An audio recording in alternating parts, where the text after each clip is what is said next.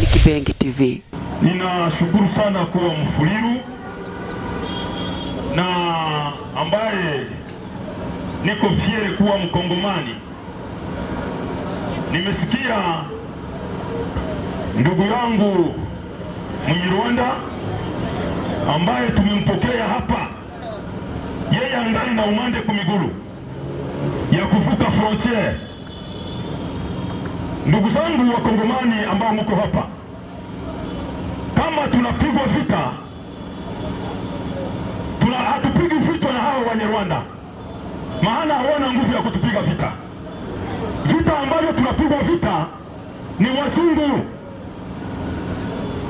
Selo Charles Onana, Holocaust ya Kongo, Charles Onana mwenye aliandika Holocaust ya Kongo, haiko mie, na huyu sio Mkongomani.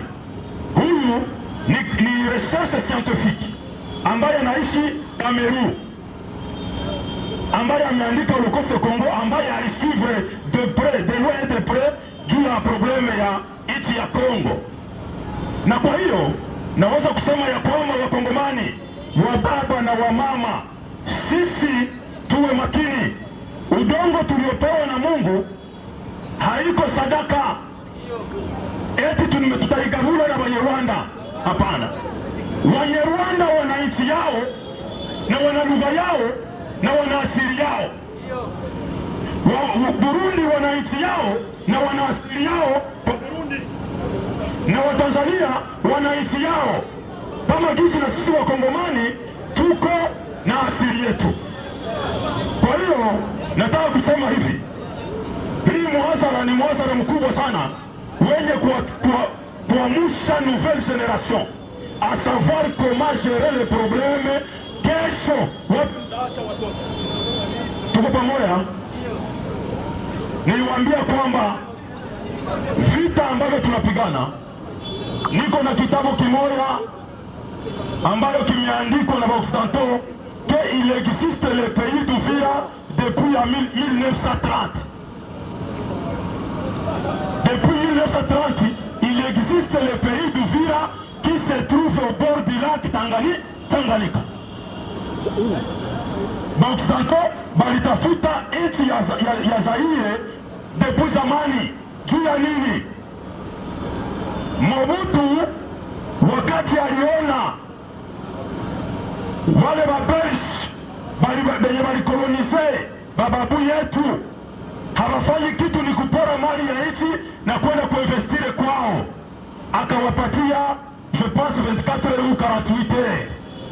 Manake kwenye huko, kama huko Uvira hautarudia tena Kinshasa, manake uendee kule.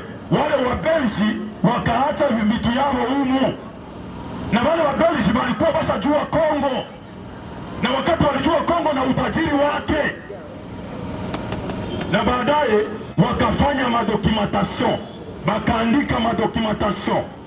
Na wakati waliandika madocumentation, bale ba Occidentaux benye walikolonize nchi ya Zaire, ule nchi ya Kongo Belge, bale bakaenda, na wakati walienda walitafuta njia ya kupiganisha Mobutu Sese Seko Kungondo wa Zabanga, hayati marehemu wa nchi ya Kongo. Na wakati walikuja sasa, wakati walienda, mzungu anakalaka na planifie kitu kimoja kinamaliza hata miaka 100. Hata niwaambie bato gani kubwa ambayo imezama? Titanic. Ya Santa bazungu walikuwa na planifie koma ya kwenda kufitilia mwa ile laki, ile mea kwenye ile Titanic ilizama miaka 100. Na hii mwaka ambao unaisha, mwaka wa 7, ndio expert 112 balifikia sasa ile bato Titanic, na 147 balifia munjia, bale wengine balifika ku bato Titanic. Yani mzungu anaikalata na planifie a long terme, na kwa sababu ya hiyo bale bazungu bakakuya kutafuta banani banaweza kupiganisha Mobutu, kumutoa na ili waweze kuexploite nchi ya Kongo. Na hapo walimwendea Habyarimana President wa Rwanda, aliyekuwa president wa Rwanda, wakamwendea wakamwambia ya kwamba Mobutu alifukuza babu yetu mwichi, na ile nchi iko tajiri, lazima tuexploite ile nchi. Kwa hiyo tunaomba wewe ukupitia kwako wewe na President Ndagyamira wa Burundi mupige Mobutu vita ili muanze vita kwa nchi ya Kongo. Na hao wazungu wao wa Kisanto ni wazungu watajiri sana wa dunia, 27 27 baro du monde benye bako na faranga. Jo walienda kumwambia President Habyarimana. Habyarimana akakataa, akasema kwamba hawezi kupiga mwenzake Bantu vita. Yes. Tuko pamoja? Wakati alikatala, ndio wazungu wakamwambia kwa sababu wewe ulikatala,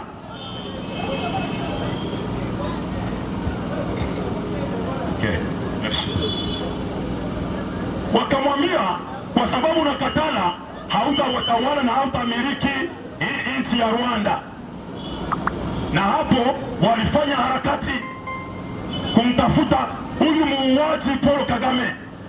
Alisomea hapa ekole primaire na ekole secondaire, na baadaye akaenda Uganda. Kule Uganda njo kwenye sasa bale ba Occidental balimuprepare parce que Museveni c'est un Tutsi. Akaprepare Kagame kusema ya kwamba hapa banataka kupatia nchi parce que alikuwa secrétaire d'etat wake wa Uganda. Na hapo wale wa Occidental nitakwenda mbiombie parce que tazi naenda time is money. Basi wakatafuta njia yote. Ule Jean Paul Kagame alipopewa mission na wale wa Occidental, alifanya namna gani? Aliita Watusi wote waliokimbia vita vya Kigeri 5 Rwanda, aliwaita wakatoka hapa. Hao wa Watusi wenye Rwanda, wa Azarias Ruberwa, wa Moiza Nyarugabo, ba Bisengimana, ba James Kabare, bale banani ba Enoke Rungerangabo, haba ba Gisaro Muvunyi Muhoza, Banyarwanda wote Batusi, hakuna Banyamulenge.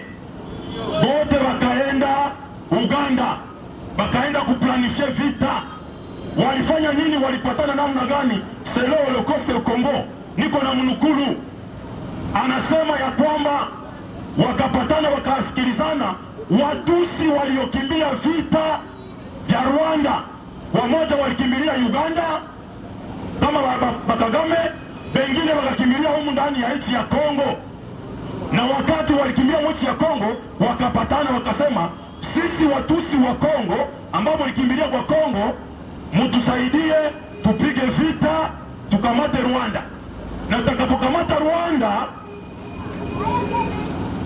na nyinyi tutakuja kuwasaidia kukamata Kongo, maana misio yetu tulipewa na hao Occidental ambao wanalenga minere ya nchi ya Kongo.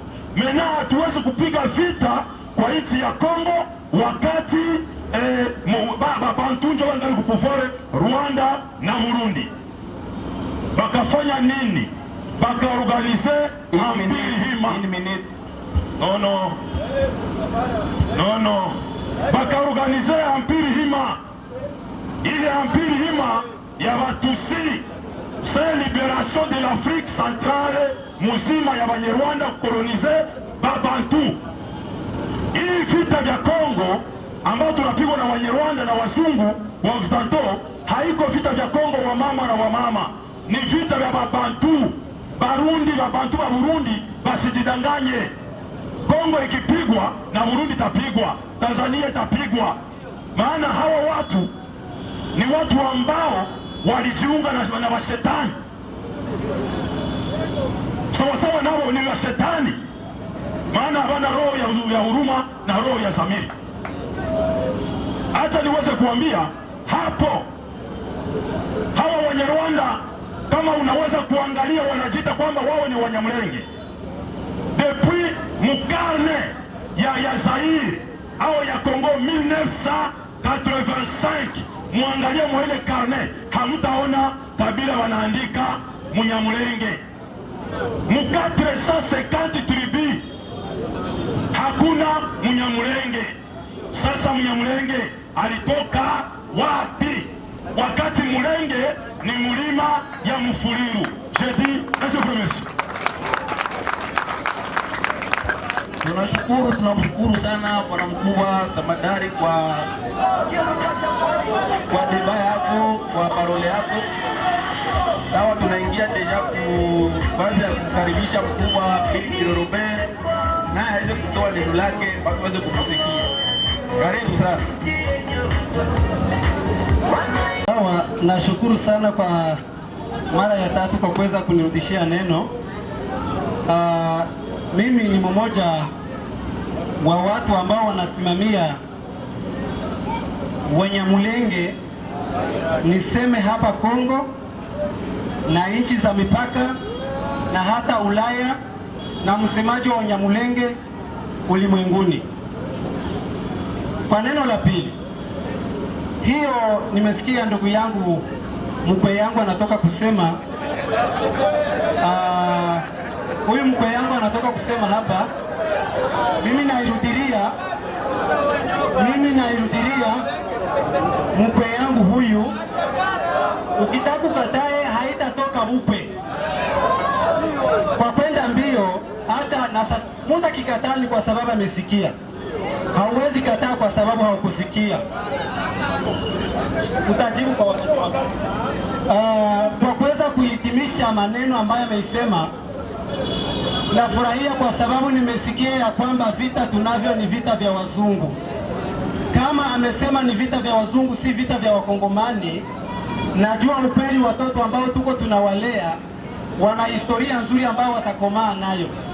Shida ni kutojua kwamba vita tunaviletewa na watu ambao wanapenda kupora ili wajitajirishe kwa faida zao binafsi.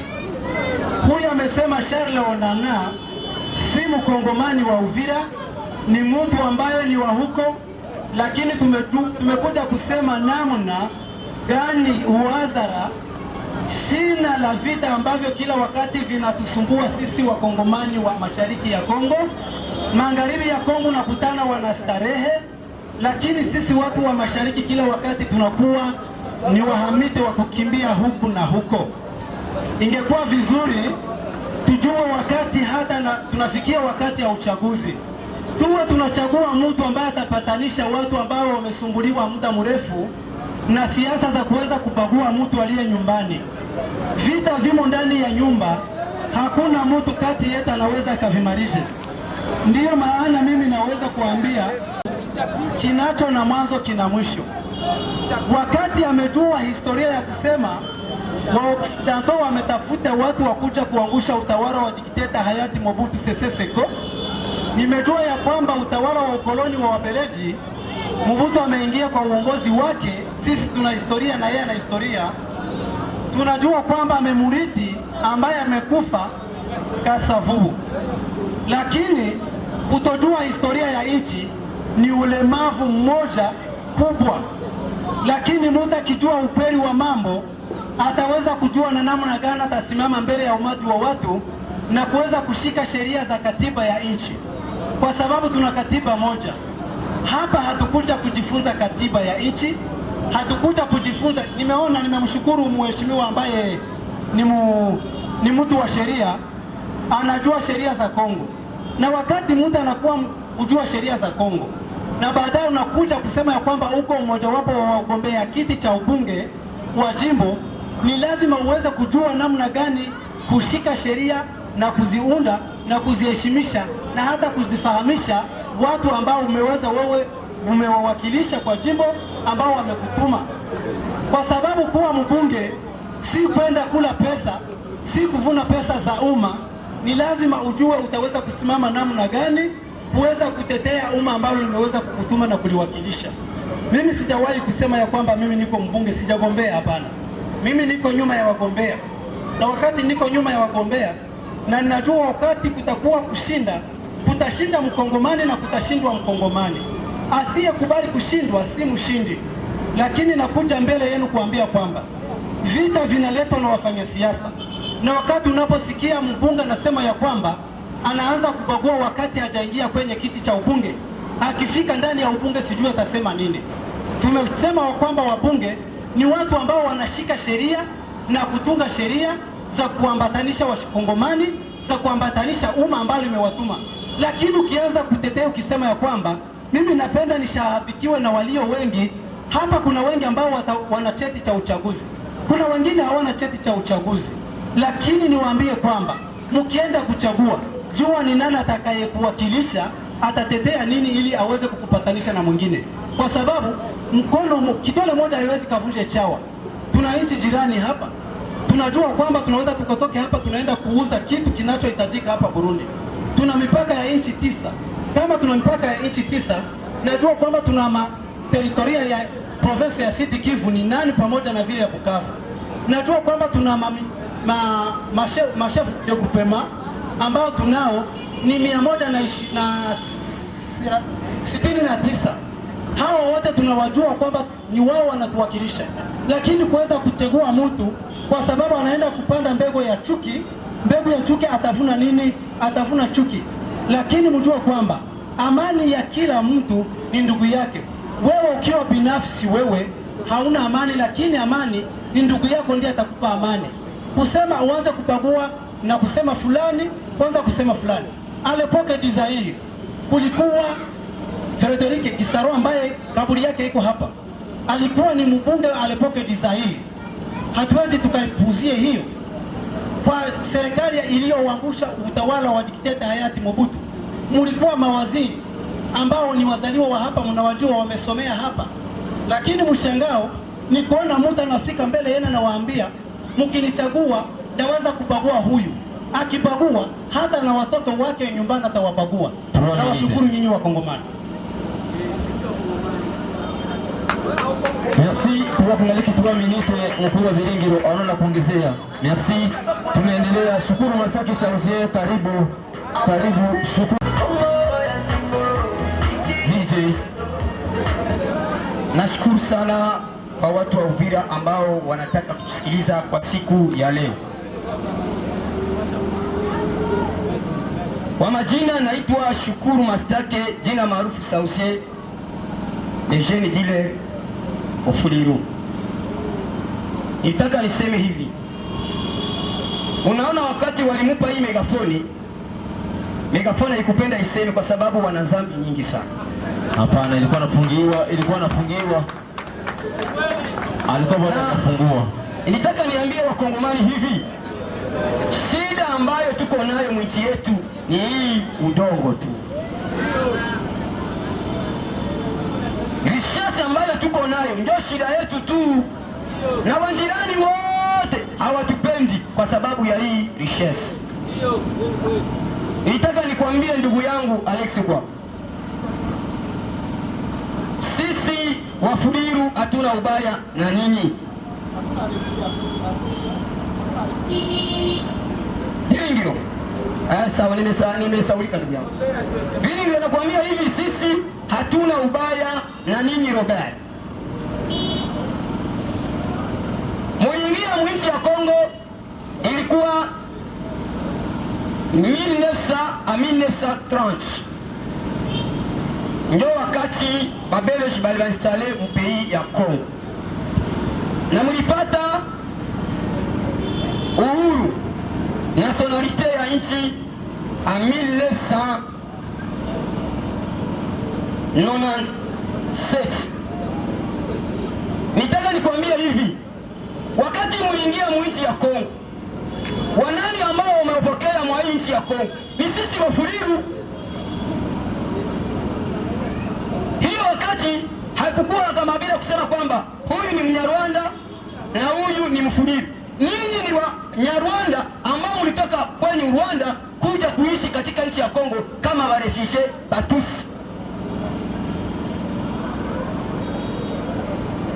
Sasa ubaya gani ambao Wafuliru wamefanya kweli? Wafuliru ni watu ambao waliwapenda sana, tuliwaoea na hivi tuliwezana na wale watoto wengi sana, lakini hii hamkujaribu kutuoea sie. Hiyo ni alama ya kwanza kuonyesha kama ninyi ni watu wabaya na mnajaa roho ya shetani. Ingeomba Naomba sana ili muokoke, mkubali Yesu Kristo kuwa Bwana mkozi wa maisha yenu. Twende na neno. Nataka nikwambie hivi, ulisema uligusia kwa sala ya honorable ambao umepita kwa miaka imepita Gisaro. Sauzie sema tu, hata kuchonga watu. Sema tu watu wanakusikia. Gisaro wakati alipita kuwa debite hapa Uvira, ni wanani ambao walimfanyia kampani? Ni sisi Wafuliru, kwa sababu tulikuwa naishi nao vizuri sana. Wakati Gisaro alipita kwenda Gishasa kwa muda wa miaka 3, akabadilisha story ya Wanyarwanda kuwaita kwamba ni watu wa Mulenge. Ndio chanzo ya vita ambavyo tuko navyo hapa kwetu Uvira. Chanzo yetu ni jina tu. Wakishakubali kutoka jina mjina ya Mulenge tu, na hapo vita vinafanya nini? Vinaishi. Ndio chanzo tu. Sasa Wafara wanasemeka hivi, inganda ya gudi mwana mwana zugudi mwana. Wazungu wanawadanganya kwamba sisi tutawasha udongo. Hatutawapa hata robo. Hamtapata hata robo Mkongo. Hamtapata hapana. Ni kusema hivi, amani ninyi Wanyarwanda mkiitaka, amani itakuwa. Atuzungumzi na Wanyarwanda hapa. Nakwambia kwamba hawa ni Wanyarwanda ambao Wanyarwanda Watusi ambao umetoka katika nchi ya Rwanda kuja katika nchi ya Kongo. Ni Wanyarwanda, sio Wanyamulenge. Wanyamulenge ni mdanganyi. Ni Mulenge wa Wafuliru, sio wenyu hapana. Shukuru Masaki Sauzien. Konstitution ya Kongo inasema hivi, Mkongomani ni mtu yoyote ule mwenye alifika Mkongo avant independance mu 1960. Alors walifika avant independance. Twende. Kuna salia dakika 3. Hata nikwambia ndugu yangu, sambia watu wangu. Walikuja Mkongo nepasa ilikuwa shakuwa ya miaka 6. Miaka 6 tulishatoka mu independance. Ndio kapata nationalite congolais en 1966. Sasa unadanganya watu hapa wewe, hauna haya na wewe. Konstitution ya nchi inasema niko na mwanasheria hapa. Niko na mwanasheria hapa. Maliza kuzungumza mwanasheria atakwambia hii. Nataka nikwambie hivi. Hakuna mtu anaweza kukatala amani muichi, hapana. Ila hao ni watu wabaya, wataki amani na Wakongomani. Walivamia utongo watu, walivamia milima yetu. Sasa sisi Wafuliru tukae kimya. Unaona hao watu ni mfano wa hivi. Ukiona mtoto mdogo anasema kama atapiga huyu. Sasa huyu akisimama kitaka kumpiga, unaona watu wanasema, "Unamuonea." Iko anachokoza huyu na hana nguvu ya kumpiga. Ni mfano wa hawa watu. Wanatokoza Wafuliru na baada wana nguvu ya kuwapiga. Tukitaka kulamuka, unaona Umoja wa Mataifa anaamuka sasa.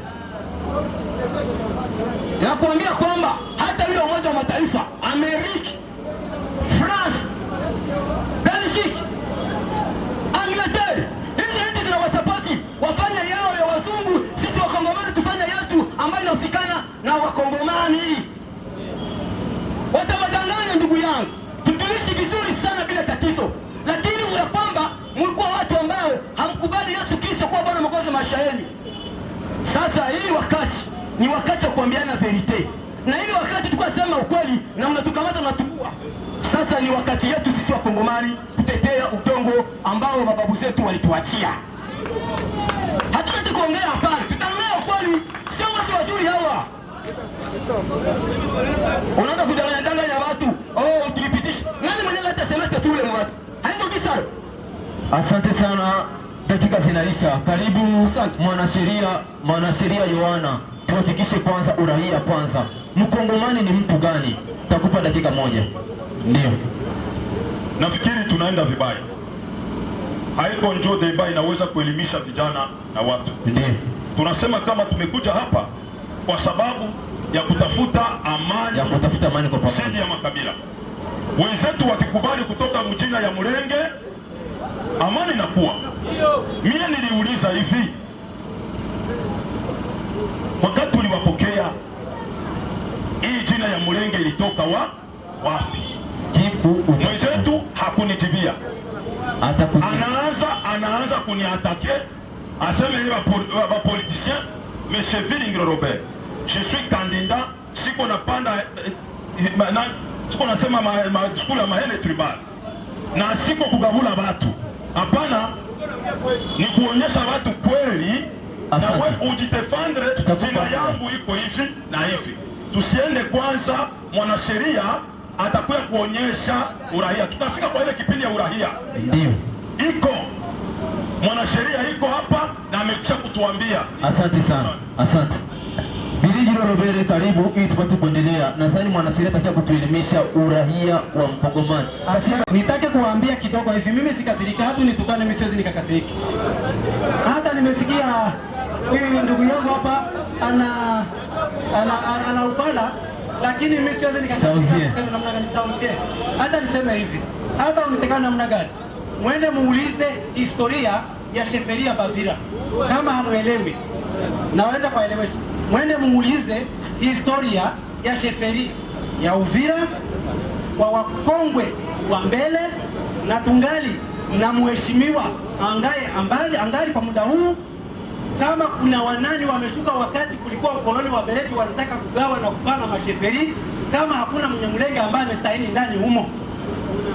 Wafuliru, niwaambie hivi, Wafuliru wamekuja wakakuta Wanyamulenge wiko ndani ya hii sheferi ya Bavira. Tafadhali, tutauliza maswali. Tafadhali. Tolerance, tafadhali. Tutauliza. Mutauliza maswali ziko, tawapa maswali ziko, tutauliza. Biringiro, tuendelee. Maswali zipo, tawapa. Swali na jibu. Lakini nafurahi kwa sababu mnapiga mayowe kwa sababu mmesikia. Mmesema eti Wanyamulenge wamevuka wakapokelewa.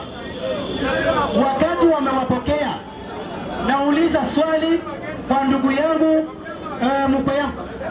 Utaswali. Maswali ziko, mtauliza tafadhali. Tolerance. Kila mtu aandike, atauliza na mimi nitajibu. Iko hapa Robert, niko hapa kwa ajili swali yote ile. Kambi ambayo wale Wanyarwanda mnasema wamefikia hapa, wamefikia kwa kambi gani? Kila makambi yeyote ikiwa nchi jirani wana makambi inajulikana. Atasema kambi gani wamefikia. Na Shukuru Sauzie amesema ya kwamba wamemchagua Frederic Gisaro kwa sababu awe mwakilishi wa teritwari ya Uvira. Hiyo ni jibu na ijibu, ni swali na ijibu. Wamemchagua Wafuliru walio wengi, na kura za Wakongomani wa Kifuliru, wa Kivira, wa nani walikuwa wengi. Amekuja hakupana kandidati yake kama refugee, na waza wakati amechaguliwa na kura ya walio wengi ni kwa sababu anaaminiwa na inchi. Wakati ameaminiwa na inchi, akaiwakilisha kwenye Assemblée Nationale. Hiyo tolerance, tafadhali. Ameiwakilisha kwa mabunge wakuu wa nchi, Assemblée Nationale. Amechaguliwa kwa sababu hana mashaka ya kusema, hana haya ya kusema, hana nyuso zake za kuweza kukubalika kudefendre integrite ya province yake ambaye ameiwakilisha huko Kinshasa. Ndiyo maana nimesema kisa amesema Mfulero haiko akabadilisha Mfuliru. Sisi hatukuwahi kubadilisha. Mnyamulenge ametoka kwa nchi ine, ametoka Tanzania, ametoka Burundi, ametoka Rwanda, ametoka Uganda. Pourquoi vous ne parlez pas le burundiphone ou bien le tanzaniaphone? Wafanya siasa wa Rwanda wameingiza siasa kwa Wafuliru. Niseme hivi, hata na wale mnaowasikia Waredi Tabara kwa muda huu wiko wapi? Kuna kambi mnaweza mkawakute ndani ya Wanyamulenge? Hapana. Lakini wiko na wanani? Wanahifadhiwa na wanani? Wanahatarisha usalama wa wanani? Lakini wenyewe wiko wanaendelea hata sasa hivi kuwapiga ni sisi.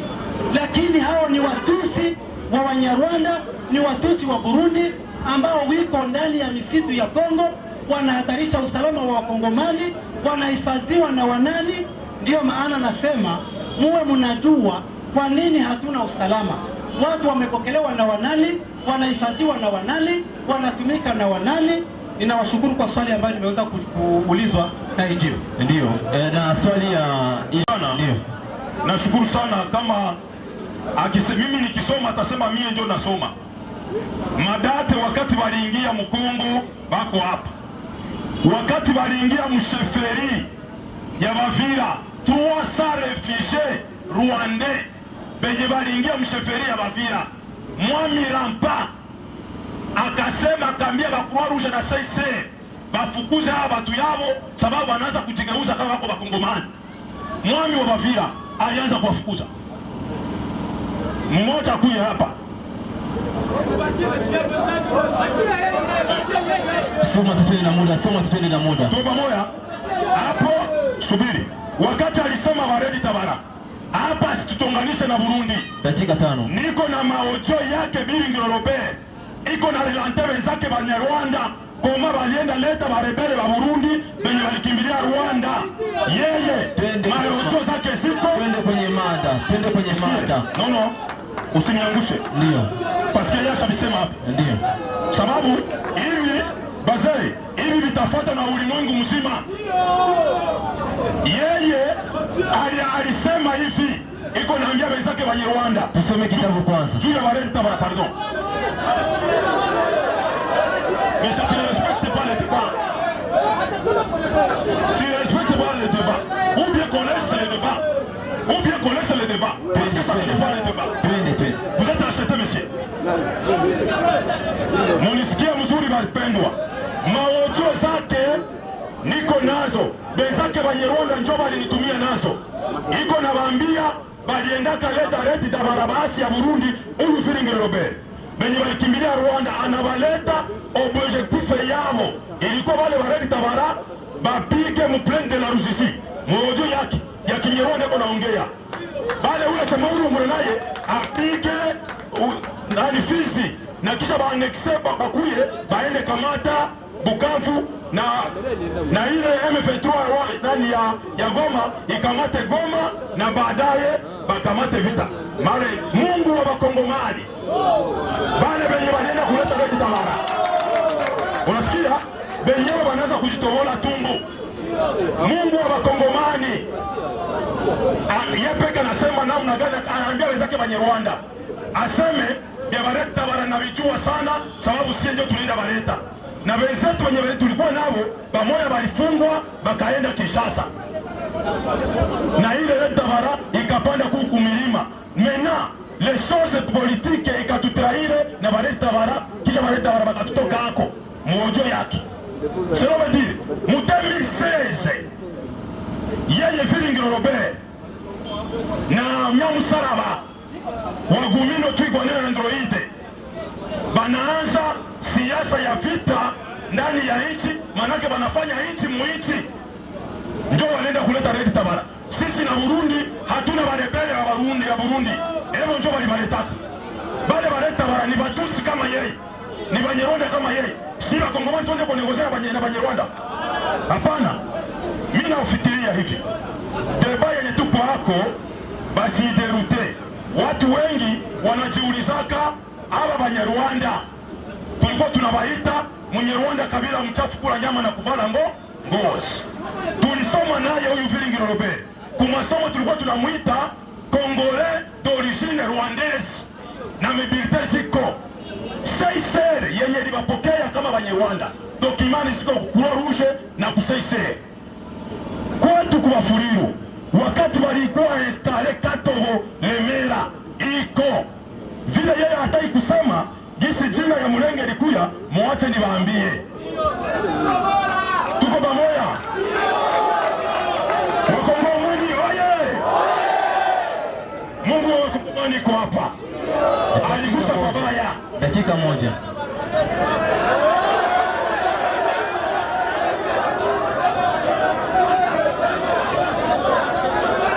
Tunaelewana? Wakati balikuwa abakuikalaka Mulenge na hiyo jina ya Mulenge haikuwa naitwa Mulenge, ilikuwa na leo inaitwa Kishagala na Mulama. Kishagala njo kwenye kunaishi Bafuliru, Mulama njo kwenye kunaishi Bambuti ba Bafuliru. Yani njo wakaanza kuita Mulenge E na Mulenge D. Wakati wenzetu wa ndugu yetu ambao tuliwapokea walikimbia vita ya Kigeri 5 ya kwanza a 1900, maana waliingia Mkongo ilikuwa te vague. Premier vague ya Banyarwanda Batusi kutoka Rwanda waliingia mu 1900. Kisha vita ya Kaibanda 1930 tena wakakimbia wakaingia kwetu.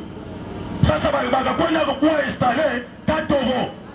Wakati walikuwa wanawapandisha Bafuliru walikuwa wanasema hivi, Mulenge hano mugasoka ko kulira munagenda hulukira Ikatobo.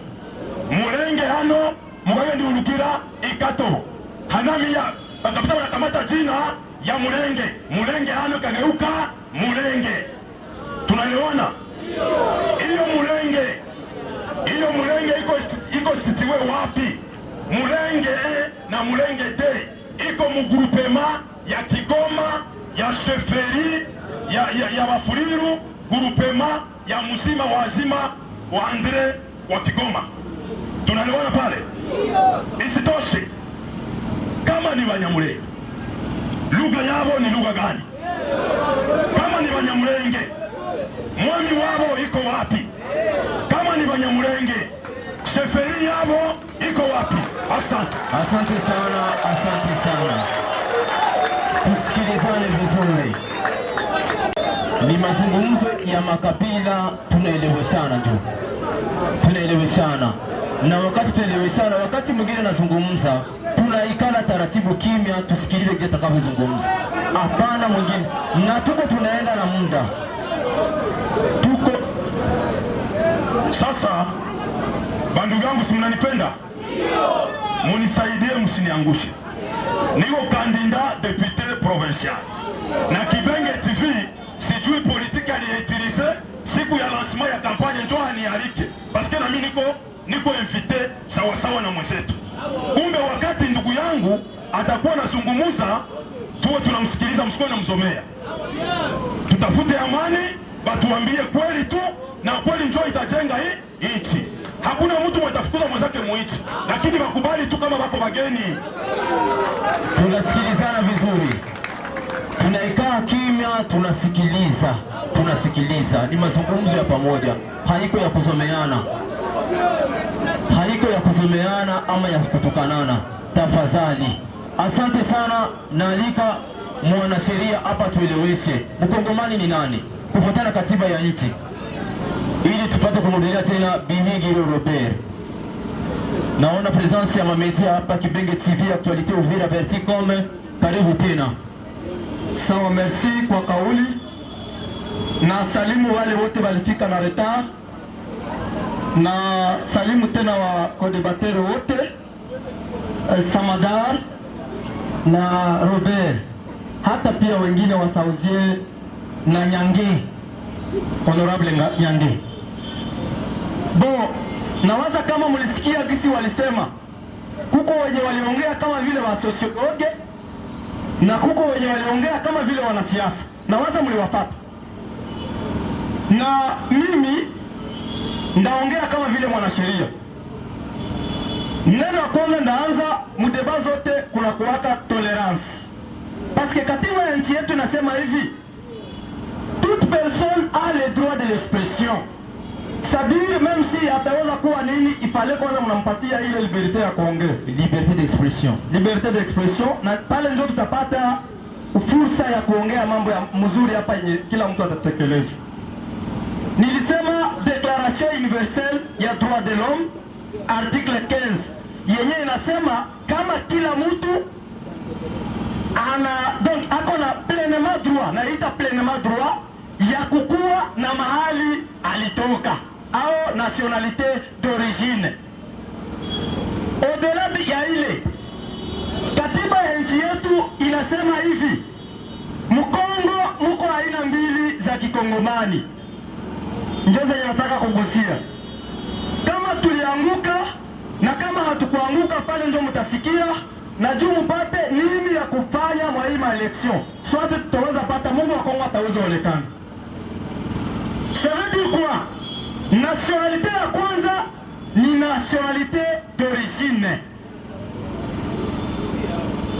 Ile nationalité d'origine iko na makondition pour que mtu aitwe iko mkongomani wa asili. Ule mtu anapaswa kuwa na bulongo, anapaswa kuwa na mwami. Sadire kila kabila yote yenye najiita sisi ni wakongomani wa halisi bako na mwami wao. Si vous allez chez Banyarwanda bako na wao, si vous allez au Burundi bako na wao, ukienda mu plaine de la Ruzizi bako na wao, ukienda ku Bafuleru bako na wao, ukienda ku Bambuti nao bako na wao. Ile ni condition yenye nawapatia, na pale ndaenda niko napana masheria hizi zinasema. Nasema kwanza, napana kwanza definition ya mwananchi ni nani. La nationalité est définie comme un élément qui attache un individu à une nation. C'est-à-dire ni kitu ambacho kinaunganisha mtu kwa nchi. Na ndio ile nilisema. Ndio nationalité hii.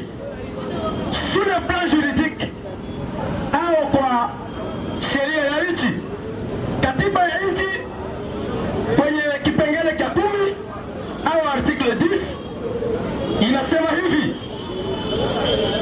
la nationalité congolaise ni moja, nasema hivi, ni moja na haziwezi kuwa mbili. Ukisoma maandiko mzuri, ni moja, haziwezi kuwa mbili. C'est-à-dire tout celui qui s'appelle congolais d'origine anapaswa kukua na nationalité moja, na akikwambia kama iko na mbili, c'est-à-dire ule iko douteuse, ile nationalité yake iko douteuse. Je pense que tunaelewana pale. Ile ndio ukweli wa mambo. Maana ya ile ni kwamba sheria si haiko sisi tunakuwa na ziunda. Sisi tunakuwa na pana ndio mwangaza ya gizi sheria zinasema. Ndio. Tunakuwa nafanya interpretation de la loi. C'est pourquoi ukienda kwa mahakama makubwa kama vile utaona bajuge tribunal, utaona ministère public na utaona avocat. Si avocat ndio tunakuwa na défendre ma partie. Mais au-delà ya ile, pour que nitoshe watu ma confusion, siko hapa juu ya kabila fulani, niko hapa kama vile mwanasheria na nilikuja kuongea juu ya sheria. Ndio. Parce que hii ni devanyo walituambia tupie changer juu ya kutafuta amani. Ndio. C'est-à-dire pale kote kwenye niko nasema kila kabila yenye iko hapa itaenda iko nasikia sisi tuliwezaka kuala hapa. Kwenye waliwezaka kuala watapayua. Kama Sawadara alikolaka, kama Robert, kama ni Sauzie, kama ni Nyange, kama ni wengine na Alexi pale, tutayua. Ndio. Tutayua nani mwalikolaka kupitia maandiko yenye iliandikwa na wabunge zetu. Nasema vile na wabunge zetu parce que sheria zinakuwa na kaguliwa kwa Assemblée nationale. Haiko si hapana. Tuseme kidogo juu ya nationalité congolaise d'origine. Ukienda tena mu loi organique article 6 yenye nasema hivi: et congolais d'origine toute personne appartenant au groupe ethnique. Ndio ile nilisema kama anapaswa kukua katika makabila, ni mtu anapatikana katika makabila. Merci beaucoup journaliste. Ndio. Vous avez dit service. Ni kusema nini? Mkongo tuko na 450 tribus. Na wapi? Ndio. Na ile 450 yenye tuko nayo. Mena kila mwenye iko hapa aende afanye kama tungekuwa na muda tungilizisoma. Muzisikie kama ikinyamulenge na kuwaka hemo, mutasema kiko hemo. Na kama haikuwake hemo, mutasema. Voilà pourquoi tunapaswa kuwa naenda tuko na résoudre vitu mzuri. Na avani ende tena pale chini. Nilisema juu ya ulongo. Mwenye hana ulongo ataanza yua no kama yeye ako na nationalité ya acquisition. Na njoo nyendagusia neno yangu ya pili. Ndio. Nataka kurekadre ba co-débatteur. Mmoja wapo nilisikia intervention moja yenye ilisema communauté. Hapa kuko makomunote fulani fulani. Hapa tuko makomunote. Hiyo matribi. Hapa tuko njo matribi. Ça veut dire tout simplement que ukisoma definition nzuri ya mu dictionnaire. Nilikuwa nasoma ya majina yake Robert. Nilisoma hapa hivi. Inasema ke ukisoma utakutana kama komunote ni vingine na etnia nayo ni nyingine au tribu nayo ni nyingine. Tunashuka na maandiko. Nasema tena hivi. Au groupe ethnique et à la nationalité dont les personnes et les territoires constituent ce qui est devenu le Congo. Le Congo est devenu quand? Ndio swali ya kujiuliza. Avant 1960, mnakumbuka le 30 juin 1960 ndio wakati Kongo ilipata uhuru, na pale ndio kwenye journaliste alitaka aende. Ndio. Et donc, un Congolais d'origine, la personne qui appartient aux tribus de la République démocratique du Congo, entre parenthèses le Congo. Ndio. Hatuta elimere ma tribu zenye ziko Mkongo, nilisema vile ni 450. Hatuna 455. Hapana. La nationalité par acquisition individuelle. Mnipate mzuri. Ndio kisi sheria inaandika. Sheria inasema kama ni nationalité ya acquisition individuelle, acquérir, kupata au kuchukua, tuseme vile. Ndio.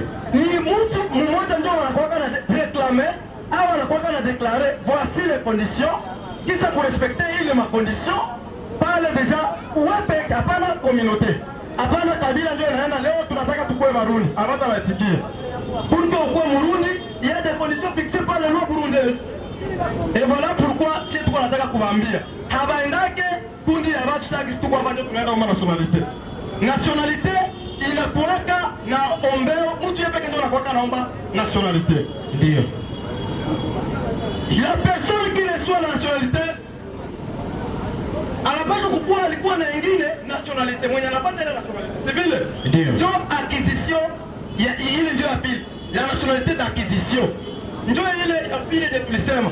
C'est-à-dire ule wa nationalité d'origine mkongomani halisi, kama anataka kwenda kamata nyingine uraia quelque part, ataenda mwa ile kategoria ya pili yenye tunasitiko tunasema la nationalité d'acquisition. Voilà pourquoi tunataka kutia vitu wazi. C'est-à-dire alikuwa na yake na ile yake alikuwa nayo, anataka kujichukulia nationalité ya nyingine nchi hapa. Pale kwa tafuta kukua citoyen wa nyingine nchi. Na pale kwa condition ya kwanza yenye ndapana inaitwa la cohabitation. Nani mfaransa mwana? La cohabitation. Kushirika au kuishi kwa pamoja. Ndio. Si on peut le dire ainsi. Ndio. La cohabitation. La question que vous devez vous poser. Les gens que vous donnez de la nationalité d'acquisition. Ndio. Est-ce que wale watu wanayua kuishi? C'est ça la question que vous devez se poser. Ile ni ya kwanza. Est-ce que wanayua kuishi? Na kama wanayua kuishi, ile critère moja inapaswa kufikishiwa kule kwa mahakama kubwa, na mnasema vile kama wanabieze procédure. Les conditions, tukingali tupalipal, les conditions pour devenir congolais. Na pana article 10 ya loi organique. Article 10 ya loi organique inasema nini? Iko na nani? Elema ya kwanza ni changement de tribu. Unakubali kutosha tribu yako kama wewe ulikuwa mwenye Rwanda, unaingia matribu za Kongo. Mkatre za 50. Kama ulikuwa Muhunde, uko unataka kwenda ku Rwanda, unatosha Buhunde, unaenda Rwanda, unaenda ingia mutribu moja ya Rwanda kule Rwanda. Ile ni condition ya kwanza. Deuxième condition yenye ile sheria la loi organique, l'article 10 inasema hivi: kuzaliwa kwenye udongo wa Kongo. Ndio ile kwetu kulate tunasimaka jus soli. Jus soli veut dire tout simplement quoi? Kuzaliwa kwenye udongo wa Kongo. Kilatino iko. Yaani unazaliwa katika udongo huo, unaitwa mtu raia wa ile nafasi ambayo umezaliwa. Na hapo utakuwa, je m'excuse, tulisema liberté d'expression. Est-ce que iko? Na hapo utakuwa kati wemo wazazi. Sio atakuwa baba yako ndio alizaliwa kule au mama yako njoo akuwe alikuzalia mwa ile nchi pale, ni condition nyingine hapo. Tunasema condition ya tatu, tuko haraka. Par le fait du mariage avec un étranger, wakati tunafanya mariage au ndoa na mwananchi wa nyingine nchi, ndio ile nayo nyingine elema. Nyingine elema inasema hivi, ndio par effet de adoption. Dakika moja. Adoption, je m'excuse. Adoption ni kusema nini? Unakutana kwa mfano mtoto mwenye anazaliwa kudongo ya Kongo, ule mtoto hawakuyua mzazi yake, hawakuyua nani, inikima wewe kama vile mwenye unajisikia kama vile na wewe ya Kikristo unasema huyu mtoto unamjichukulia, unaenda directement kutripe kumahakama yenye iko charge na watoto. Unaenda kule unakamata declaration, na ukikamata declaration pale automatiquement ule mtoto anakuwa na anapata nationalité yenye inaitwa nationalité d'acquisition. Pale vile na evolue. Asante sana Mitre. Yengine ningeuliza. Je, ni kweli mkongomani ni ule mtu ambaye amefika avant 1960 epoque ya independance yote mkongomani? Merci, nilisema kama yote haiko mkongomani wa halisi. Ndio terme mbili ziko pale. Ndio. Kuko mkongomani wa halisi na mwenye haiko wa halisi. Par rapport na articles zilitoa. Par rapport na articles zenye nilitoa. Hivi niko nasema na walegislateur wao waliziandika kama kwa nasikia. Ndio, asante sana. Je m'excuse ni malizie. Ndio. Et puis banapana ingine condition ya residence mwinchi ya Kongo. Utaweza ishi mkongo aiza tuseme miaka 7 ndio yenye banapana. Ile miaka 7 uko na droit ya kudeklare nationalité d'acquisition umu mkongo. Tuendelee tuseme ingine na ya mwisho. Par exemple, mtu mwenye ana riske, yengine condition ya mwisho. Mtu mwenye ana riske maisha yake juu ya bulongo ya yengine pays. Wewe saa hizi ukikuya Rwanda mwenye ako hapa au haiko hapa au Murundi mwenye yuko hapa, akikuya riske bulongo yake contre les guerres entre parenthèses, zile mavita yenye viko, ana riske maisha yake. Ule pale iko na pleinement droit ya kuanza kureklame nationalité d'origine. Ya hiyo nchi nyalifie. Oui? Ya hiyo nchi yenye kwa na riski maisha yake. Voilà. Na aussi kuko ma preuve zenye zinaonyesha kama huyu ni mkongomani. Hapana carte d'électeur tu. 5 secondes. Parce que la carte d'électeur a un délai de 5 ans. Nawaza pale siko na danganya. Mwenyewe anakoka na pana kwenye anakwenda délivrer ile nationalité d'acquisition chez le ministère de tutelle. C'est-à-dire ministre waziri ambaye iko chargé na mambo ya sheria ndio mwenyewe anakuwa na pana document, un certificat. Il délivre un certificat conformément na gisi sheria zingine za nchi zinasema, parce que sheria ni pori. Tunamaliza na kusema hivi, l'article 22 de la loi organique sur les conditions d'acquisition de la nationalité congolaise inapana kamoya kaelema kwanza être majeur, kuwa mtu mkubwa, hapana minere. Usiende omba nationalité d'acquisition na uko minere, hawata kuitikia.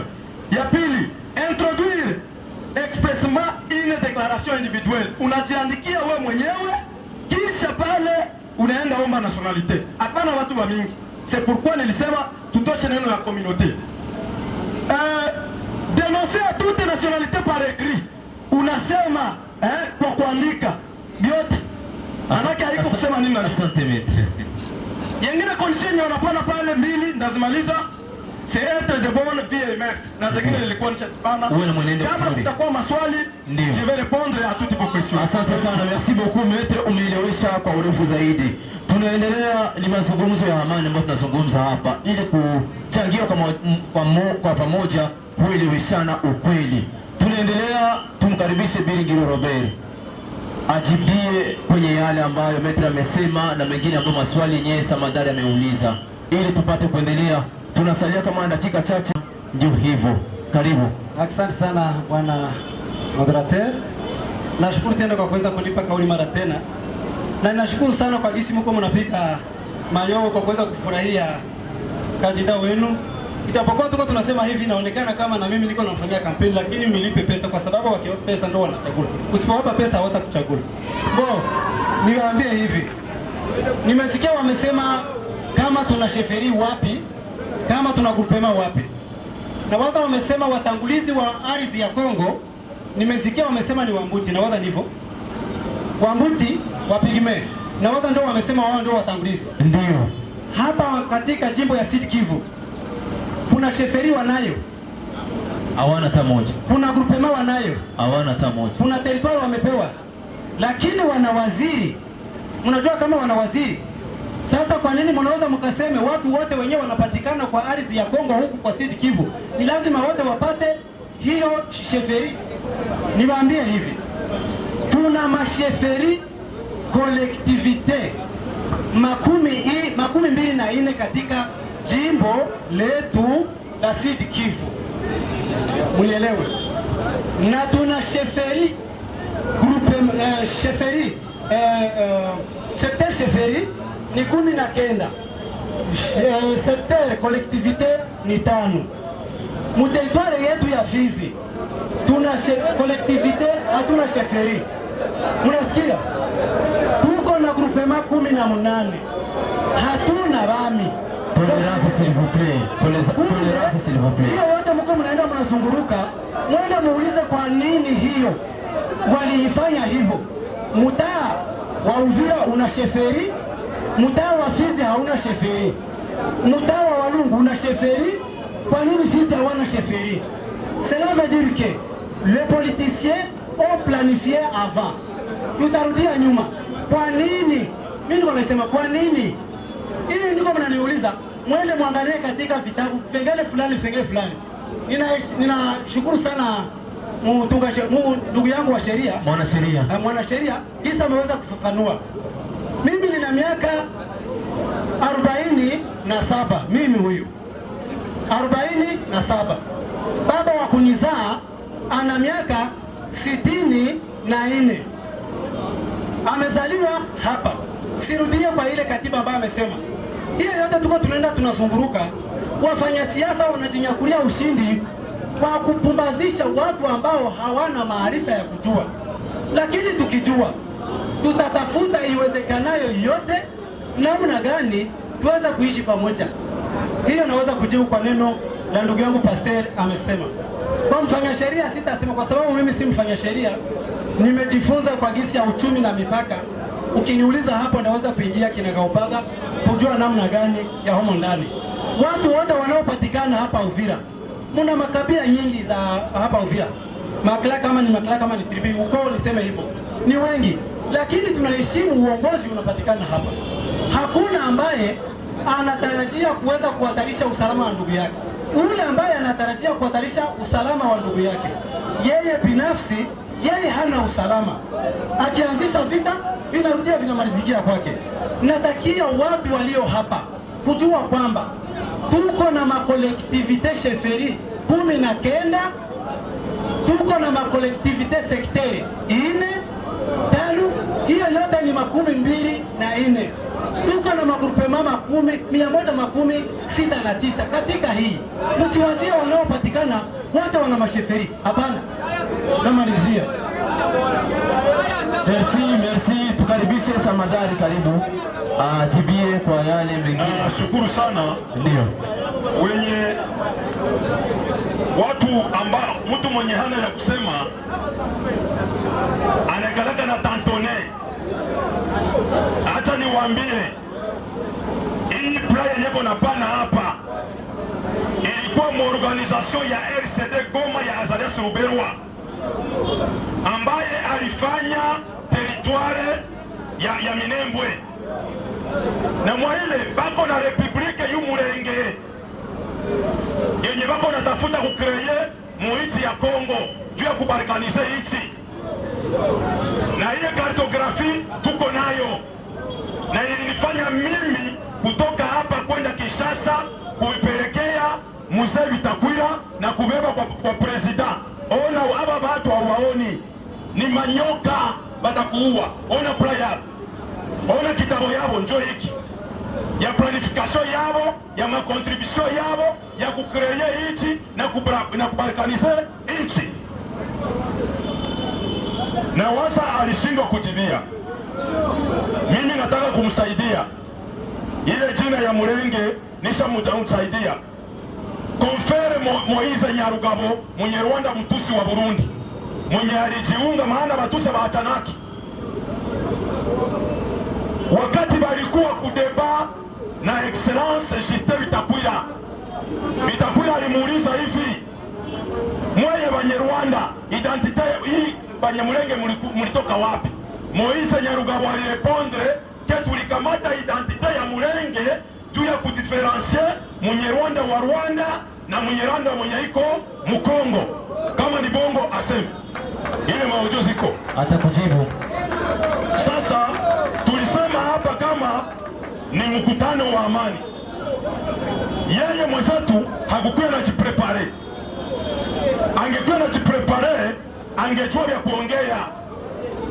Kama ni mkutano wa amani, Kibenge TV Kaimel na Cordon mufanye ma invitation, mualike Moise Nyarugabo, Azarias Ruberwa, Bisengimana, Enoke Rungerangabo, Mile bakuye kwanza batuombe msamaha kwa watu wenye batuubuyaka. Amani takuwa. Tunaelewana? Sababu ala mai wenye wako mpori na Bishambuke ni batoto benye baliachiwa mayatima na baba yao benye Azarias Ruberwa aliua na Moise Nyarugabo na bale bote mu RCD Goma, ndio ilileta matatizo ya Banyarwanda kupata matatizo. Tunaelewana? Kama ni amani, Kaimel, Kibenge TV mufanye ma invitation, tunakubali amani. Mie mmoja wa Samadari nakubali amani. Baende Katogota baombe famille 370 ya watu wenye walikufa pale Katogota msamaha. Baombe msamaha ya watu wenye walikufa Kahungwe, balikuwa nalema msoko bakapigwa masasi juu ya kuintimidea Wakongomani. Kulikufaka watu 465 msoko ya Kahungwe. Bakuye Musange Plaine kulikufa 683 personnes. Bakuye Kiliba baombe familia ya Kasanda msamaha. Bakuye hapa kwa Kanefu baombe msamaha ya wale watu 64 benye walifia pale. Baende Makobola baombe msamaha kwa watu 500 na watu 260 wenye walikufa Makobola. Hapo amani itakuwa mwichi. Kasika niko pale papa. Kasika barizika bamama 12 bakiona bana bamwongea kubulongo. Baende Mwenga baombe msamaha. Amani iko, hakuna shida. Ndio. Na pale pale Kasika balikamata wanaume 60 bakamwanga sake 112 Mushimu na Mwai bakabakalisha mule ndani. Banaume balikufa banavimba, nyama ziko zinatoka.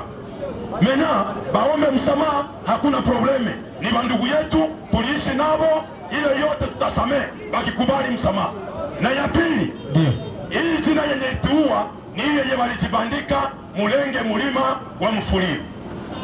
Batoke mwa hii jina ya Mulenge Bafuliru, tutawasamehe na amani itakuwa. Asante. Haiko probleme ya matribalisme, ni probleme ya mwazara wa amani. Ndugu yangu Robert Viringiro aende kuambia wenzake na akuya na jiprepare. Ingine mwazara ajiprepare, sababu kujiprepare. Angejiprepare ingekuwa na jibu kumajibu niko namuuliza, njoo mwazara anakwenda mzuri. Aneba aliingia, ningemwambia 1000 iliingia kwa Masisi ya Nord Kivu. 1000, 6000 iliingia mseferi ya Bafuliru. 3000 ya barifisha kutoka Rwanda baliingia mseferi ya Bavira ya Mwamirampa Lenge. Kwa hiyo mwazara ongenda mzuri, lakini hakujiprepare. Alishindwa na kujibia maswali. Ye mwenyewe hajiamini kama iko Munyarwanda. Bajiite Batusi Bakongo au Bashikama, je m'en fous. Me batoke kwanza mujina ya Mulenge, hapo tutakuwa mzuri. Asante. Merci. Tunakaribisha Viringiro Robert anakuja kutoa neno lake baada ya profesi anayosema hapa Samadari. Tuendelee na muda. Ushiri Romeni, karibu sana.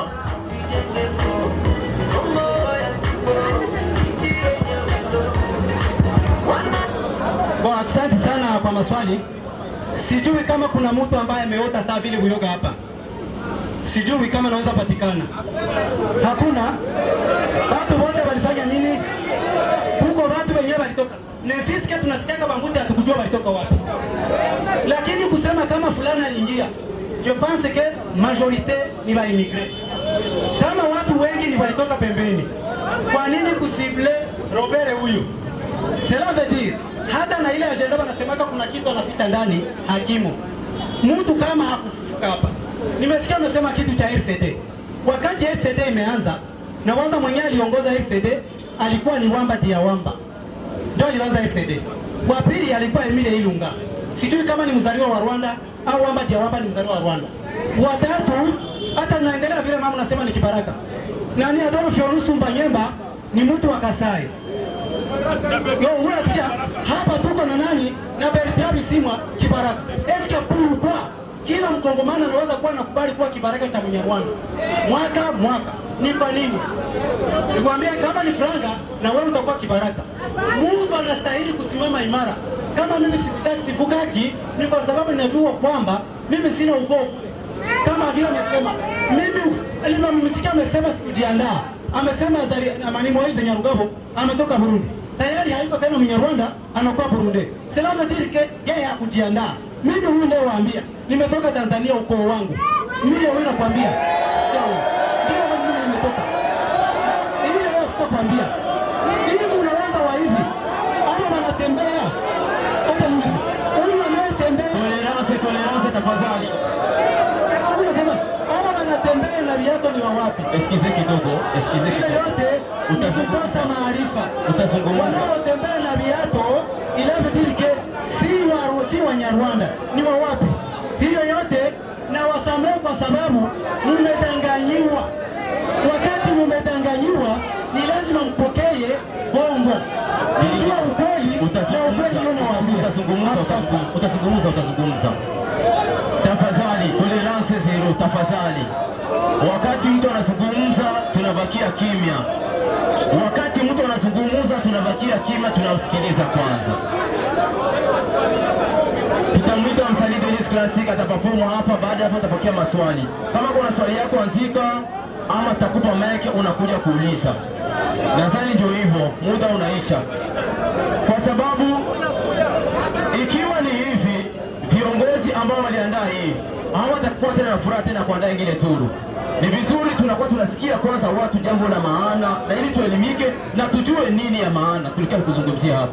Ni mazungumzo ya makabila, tuikae kwa amani. Hivi viongozi ambao walisapoti hii wakiona hivi inakuwa ni fuyo, wengine tu hawatawaza kuorganize wengine. Lakini nataka tubaki kimya. Kama ni swali tutakupa swali, utauliza. Ndio. Wandugu wapendwa, hii ni mzuri. Maana hivi vitafuatwa na ulimwengu mzima. Tukae chonjo, tumsikilize, tumupe ruhusa wa kusema adanganye. Mulijua anasema wabetemsi bako na njala ya mkichwa. Asante. Wale wakongomani wako na njala ya mkichwa. Asante. Nasema hivi, tunatulia, tutauliza maswali. Tunamwita Denis Classic on the stage 5 minutes. Na hapo utapokea maswali yoyote ile. Usikose kusubscribe channel yetu, like pia na share kwa ndugu zako pia. Gusa kikengele hicho, pia kikidole hicho kinachoinukia upande wa Kipenge TV.